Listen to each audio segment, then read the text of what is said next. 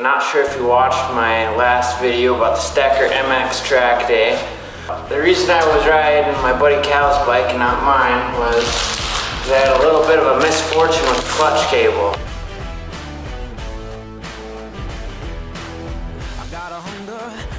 So, ordered up a Motion Pro clutch cable. Gonna be putting that on today. Also just wanted to bring it to the attention. How do you even ride a dirt bike with no clutch? So, I'm by no means an expert, but I'll kind of show you how I would do it if I was in that situation. And just to elaborate a little bit more, this is where my situation is at. So, the clutch cable frayed, so I got no movement from the lever all the way down to here. Here's how I rode clutchless. What I'd do is I'd give it a little bit of a push, maybe find a hill, then hop on, and when the transmission was at about the same rate as the throttle, I'd just pop it down a shift. So as you can see, I got no clutch, and I'm gonna turn around up at the end of this driveway and come back and show you how to do it with no hill.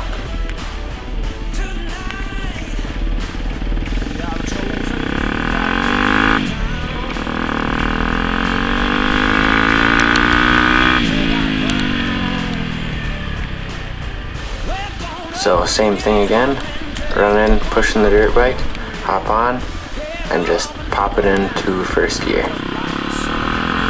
And then use all your same clutchless shifting techniques.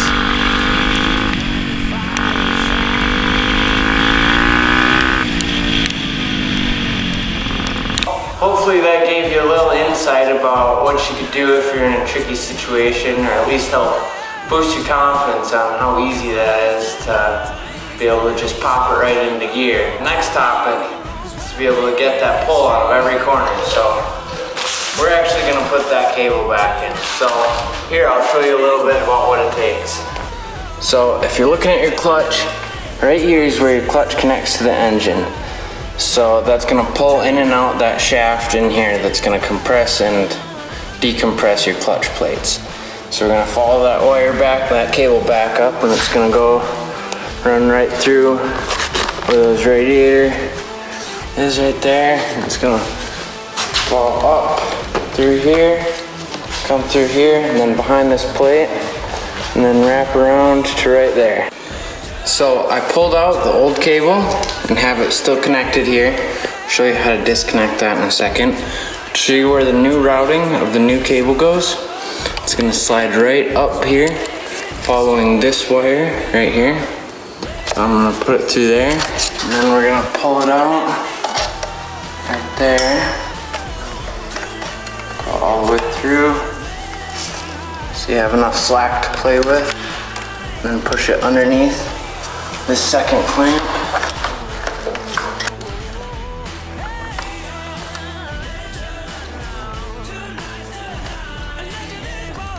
Once you're up above that second clamp, come out right there. And it's gonna follow the same routing as the rest of your cables and your kill switch. When we get to this point right here, I already took off this rubber piece right here.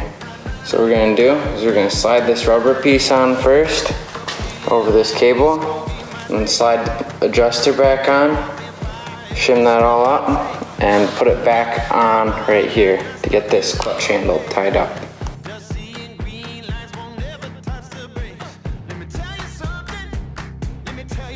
First thing you're gonna do is you're gonna wanna reach back here and lift that knob through the slot that's in the clutch arm on the motor. And it'll come off like this. Second thing, take your 10mm, break that loose.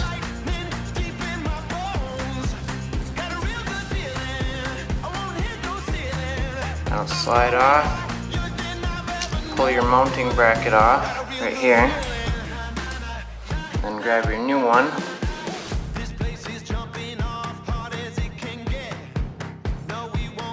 And I'm gonna slide this back where this came from into the holder. I'm gonna grab my bolts that I took apart.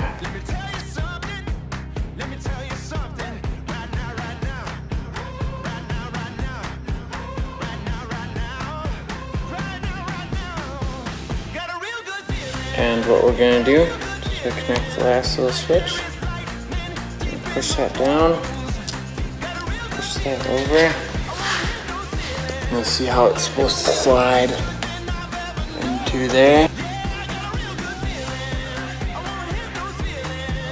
I'm gonna use this smaller adjustment right here. So I just buttoned everything up. Got all this back on. Everything's looking good. I actually took it apart and lubed the cable a little bit before I put the number plate on. And check that out. Like a brand new machine. Clutch feels good. Got full travel. And now I can actually shift. So to give my review of the Motion Pro cable, I'd say it's pretty similar to stock OEM. I mean, it's a cable, there's not much that you can change. One thing that I did not appreciate about it as much was when I initially put it on, this bracket was actually twisted up, more so like this. So I actually came in and bent this down a little bit so it doesn't get close to the exhaust like that. Other than that, I'm really happy with how it turned out. Definitely want to lube your cable before you put it on. Should be a good cable and hopefully last me a while. I'm gonna go ride it here a little bit. If I have any opposing thoughts, I'll keep you guys updated.